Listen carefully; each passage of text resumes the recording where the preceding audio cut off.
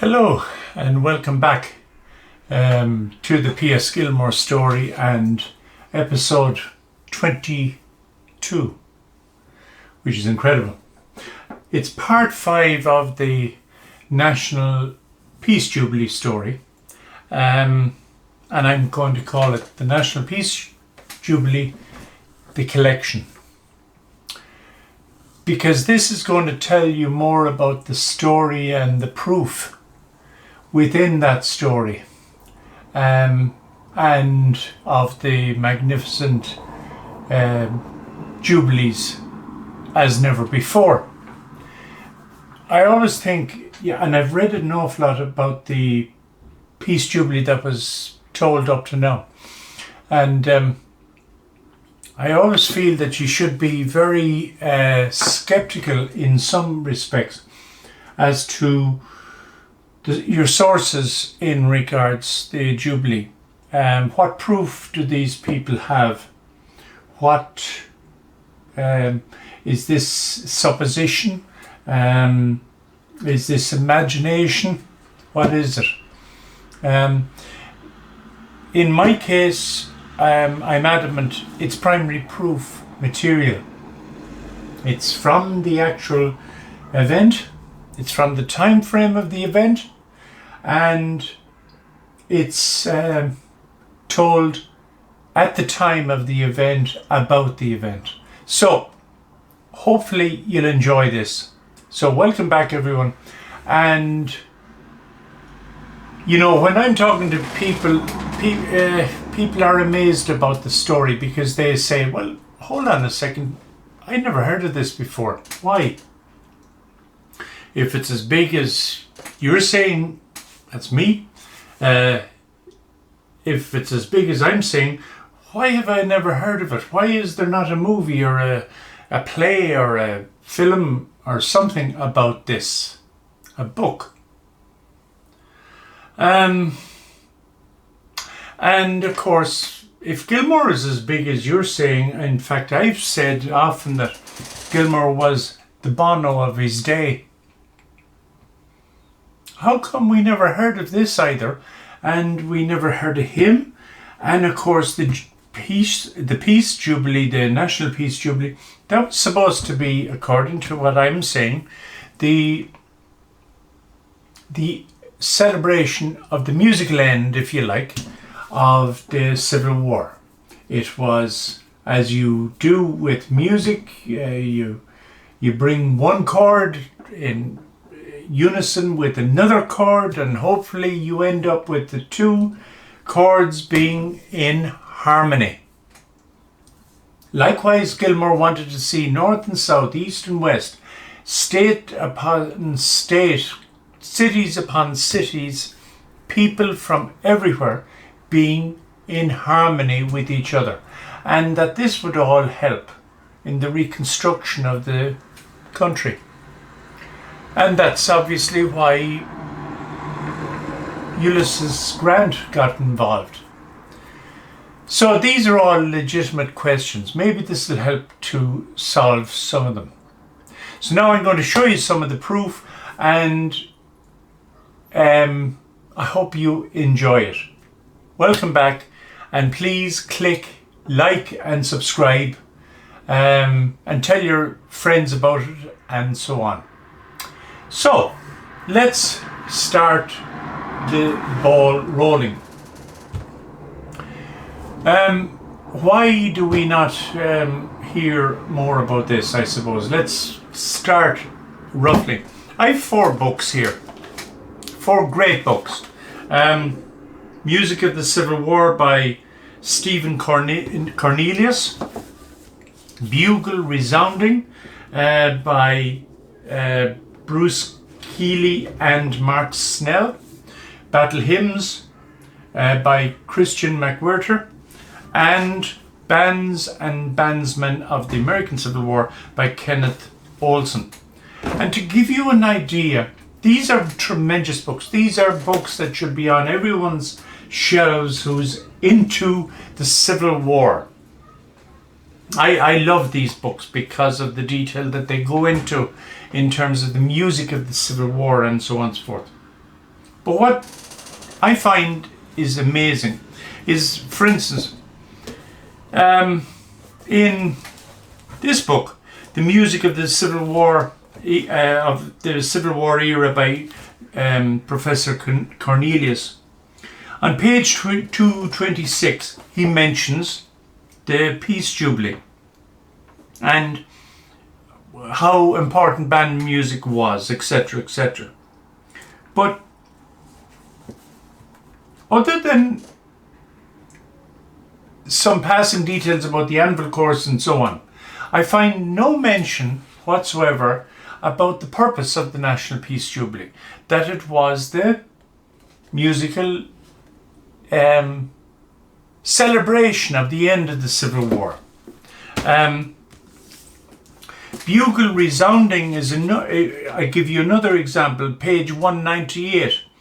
After the war, although the heroics of individual Irish Americans were largely forgotten, Gilmore's fame grew. The Mammoth Band concerts he organised, the musical portion of the National Peace Jubilee held in Boston, may serve as an example. Again, no mention of things like "Let us have peace," the motto, the principle of the actual event.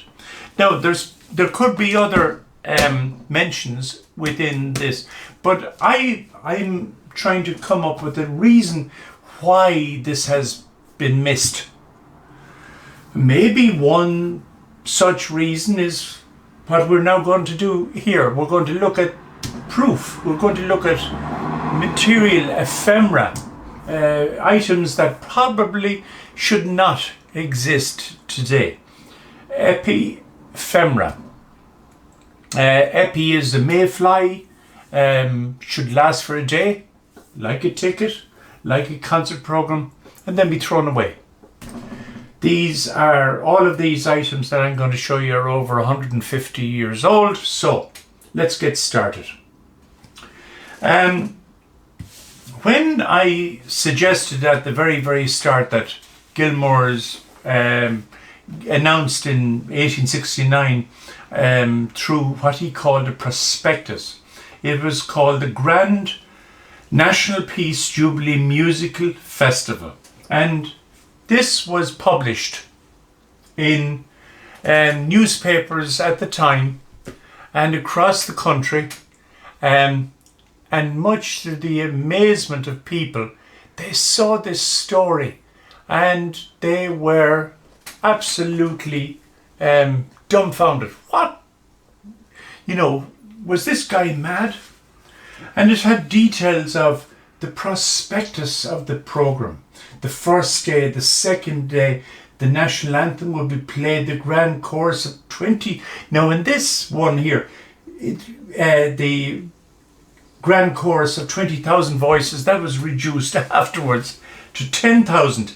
Imagine reducing it to 10,000. And more details about the second day, and so on. And people were dumbfounded by all of this. And I mentioned in the episode, in 2 other episodes, about the hassles that were, if you like, undergone. There were arguments against having children involved, and Gilmore was adamant always that there would be children involved, needed their voices, etc. And the Boston School Board, in fairness to them, they trained their children beautifully. And I was very lucky to uncover 2 concerts that occurred on May the 19th in Boston of the primary schools and the high schools in Boston, and this would have been about 7,000 children, which was fantastic. It was amazing. Basically,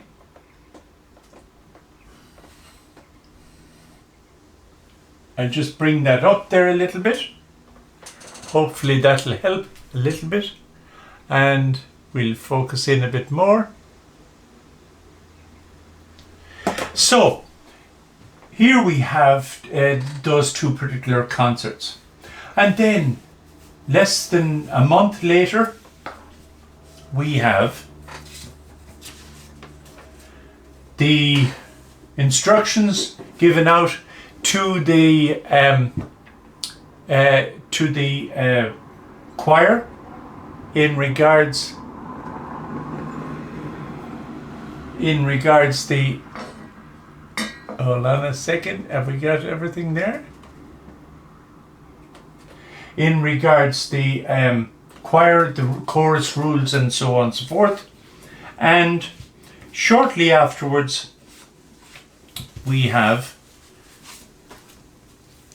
the first concert day, June the 15th.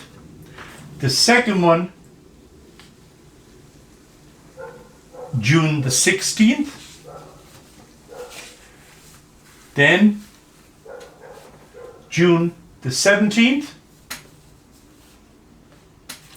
Then June the 18th.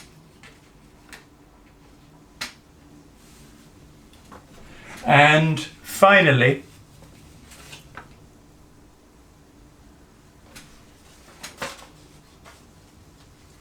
June the 19th.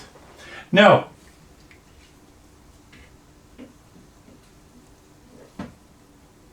have we got all of that there?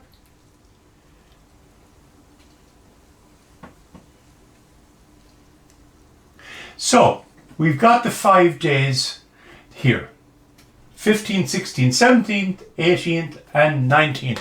That was it, right? Well, actually, no.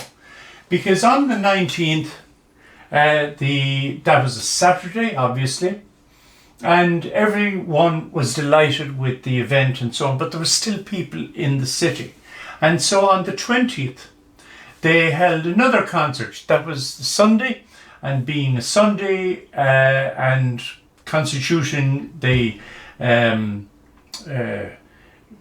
attitude of the time, the only concert you could hold on the Sunday were sacred concerts, and at this you had Madame Paripa Rosa, or her full name was, I love this name, Euphrosyne Paripa Rosa. She was from Glasgow, and then followed by Adelaine Phillips, and then Ole Bull. And after that, a matter of 9 days afterwards, was the grand testimonial event to P S Gilmore himself. And this event was had been planned from the start. There were only 2 groups of people that would benefit. This was decided by the committees at the very, very start from the event. One were going to be the widows and orphans of Civil War veterans. And the second was P S Gilmore. Because for 3 years almost, Gilmore basically worked on this with no income.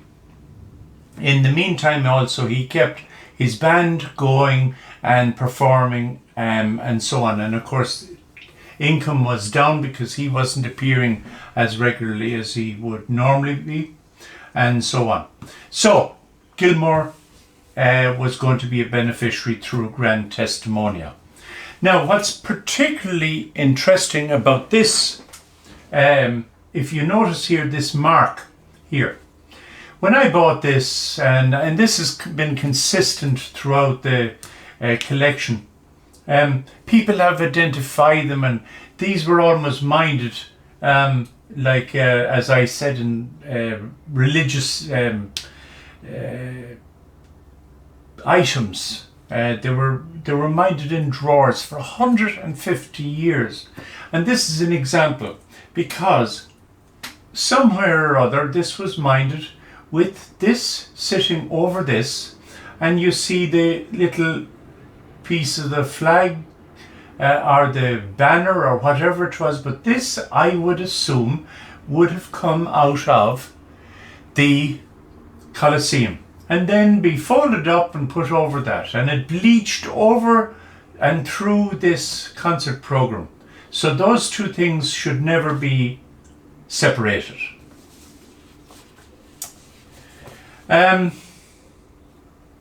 I should also say that much later still, 1929, Boston held a memorial, I suppose, a celebration of the Peace Jubilee in 1929 in June of 1829. So that gives you an idea of the material from the actual event itself, and extremely important material it is. So what we have to look at now is, for instance, the detail of the organisation of, we'll just say, the choir.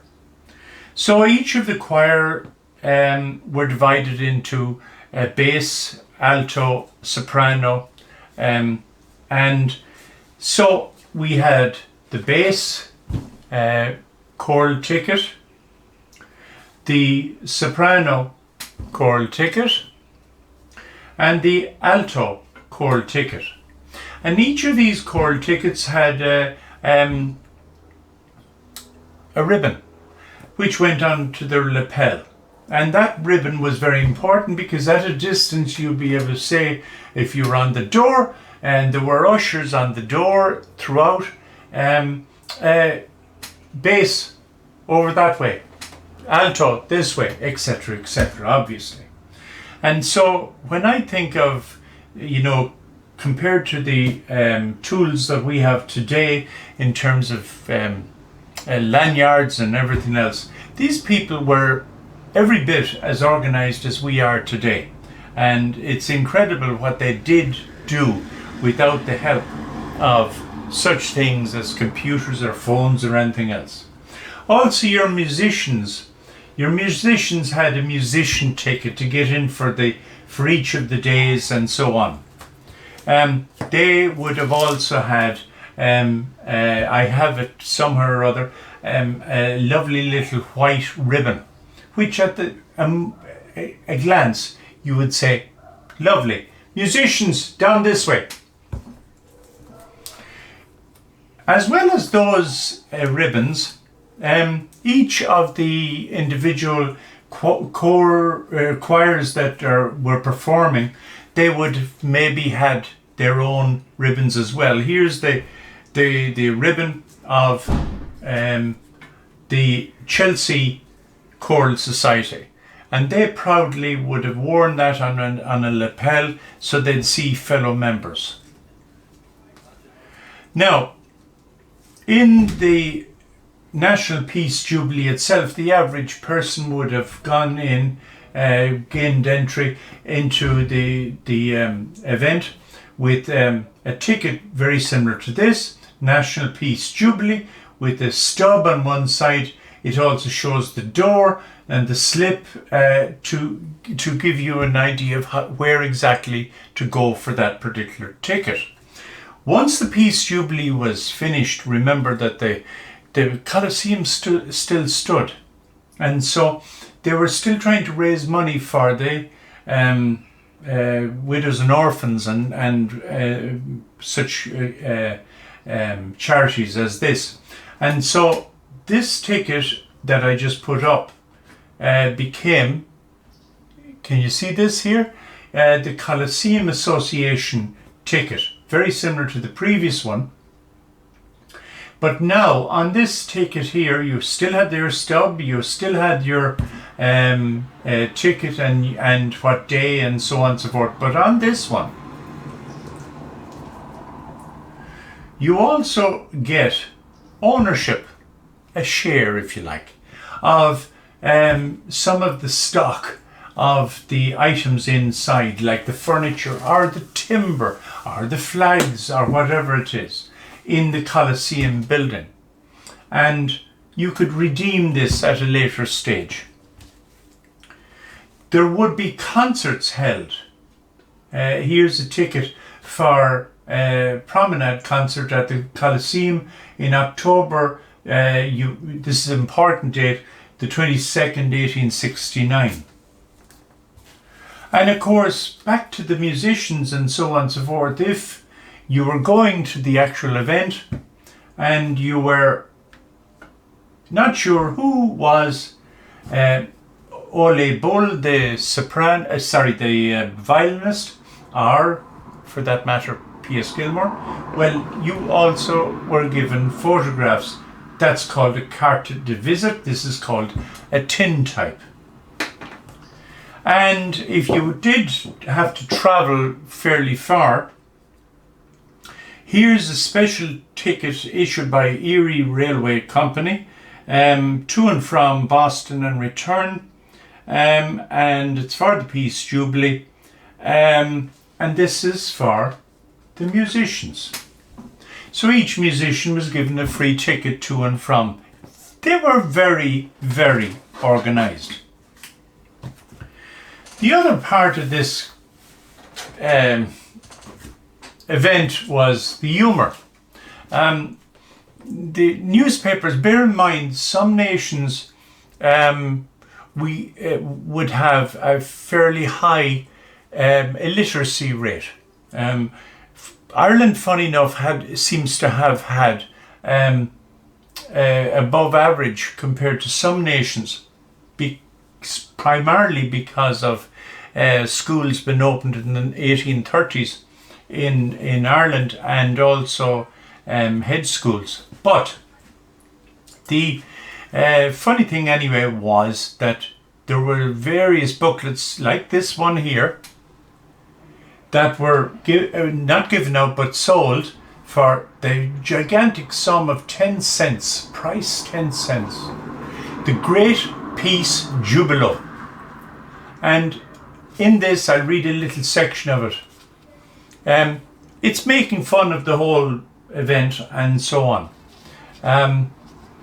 It came to pass in the first year of the reign of Ulysses, son of Jesse, that one Gilmore, Gil, one word, More, son of Jesse, our chief musician and leader of the band of Hubbites, conceived the idea of holding an immense peace jubilee. A great war between the north and south had caused streams of blood to flow throughout the land, but union being restored, the noble heart of Gilmore was well nigh bursting with grateful enthusiasm. So he said, "Let all the nations, including New Jersey and Connecticut, hold carnival. Let the chief singers and players, all fifers and fiddlers and blowers, all bands throughout Columbia, join their glad strains. For, thought he, ought not every creature from the Isle of the Sea to the Connecticut Valley, and from Dixieland to the North Pole, to blend their hands and voices in one mammoth jubilee?" So that was typical of the sarcasm and enthusiasm of the period. Then there were other things, like, for instance, there was so many of these stereotype photographs that were taken and viewed by a viewer such as this. And you would look through here and see a stereo 3D view of the event and get an idea. And so you bring that home and you'd look at it after dinner, whilst your good wife was organising clean-up after dinner, and the men would retire to their withdrawing room, etc., etc. But I've got this story has been funny for me over the period. I got a letter but a letter with very little detail. And this letter dates from 1869. In fact, it dates from September, I believe it's the 10th of 1869. And it's from South Boston. And it's from a gentleman who's been sick. And he's writing a letter home about his experience in Boston, and he's looking out over the harbour and so on. And he mentions in the early part of the letter that there has been a gale the night before. And this was really, for as they would say in those days, fortuitous for me, because it says there's a gale, steeples came down, etc., etc., lots of damage and so on. But he doesn't know how the Colosseum has been affected. It's September 11th. Remember, our tickets here for October, they become very important. Because halfway through the letter, about down here, he decides he'll write back. 3 o'clock, just back. The Colosseum is pretty well used up. They are, they're taking the great organ to pieces and carrying it off. Did you ever see the Colosseum? I never did till today. It's a big thing. And so this is as close as I'm going to get to a reporter going on the job to get a first-hand report of the Colosseum being destroyed by that gale. And I thought, what a piece of coincidence. And 2 weeks later, I was on eBay, and I don't know if you can see that there now. I'm going to try and zoom in to, oops, a daisy. Let me see. Oops, sorry, I apologize.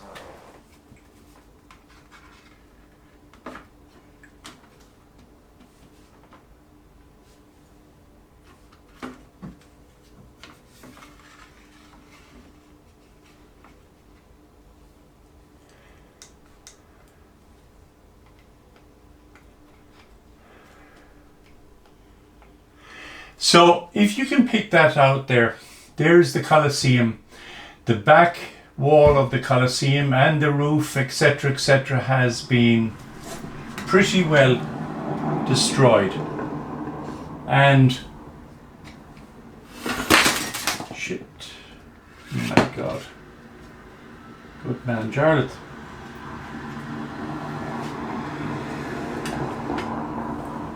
And so the whole thing has been destroyed, very sadly, but it gives you an idea of the size of this building and so on. So when you put 2 and 2 together, you end up with a wonderful and sad story. This is the Colosseum before it came down like that, and bear in mind it was made out of pine, and here's another view of it and a picture of the interior of it and another picture of the interior of it. So that's basically the story of the Colosseum in terms of the artifacts that I have here. Finally, just to show you a little bit further here, here's a book from the Peace Jubilee in 1869. Now sadly, this page, the front cover, is a little bit roughened up. But this book here was owned by obviously a bass singer, because it's the bass ticket that's attached, and his name was Thomas courier from Boston. And in this book, he had, let me just get it sorted here, he had all of the official monthly journals with scores and so on throughout within. It must have been something that he, for years and years and years, went through. Here's a slightly better, maybe covered copy by someone called Harrington, and again this is from March and April of 1869, and all the details of the event with articles and so on. And this is probably the proudest piece that I have from the Peace Jubilee, because it's an original book from the Peace Jubilee, written by Gilmore himself. He wrote it in 1871 as the history, it says, history of the National Peace Jubilee and Great Musical Festival by P S Gilmore. And it's a wonderful copy to have. 700 pages, I believe.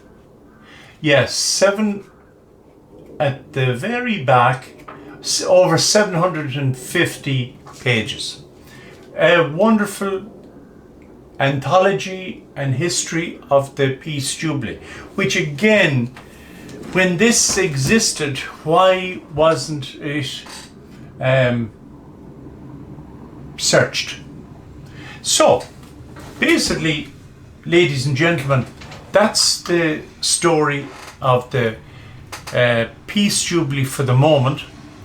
I'm going to be back next year or next week with another episode. Not quite sure yet what it's going to be about, but I guarantee it'll be all chronologically arranged. I hope you've enjoyed this. If you've any questions, if you've any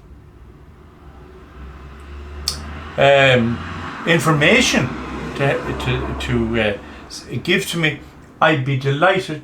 gilmoresband@gmail.com. It's a pleasure to talk to you today, and I thank you very much. Please click like and subscribe.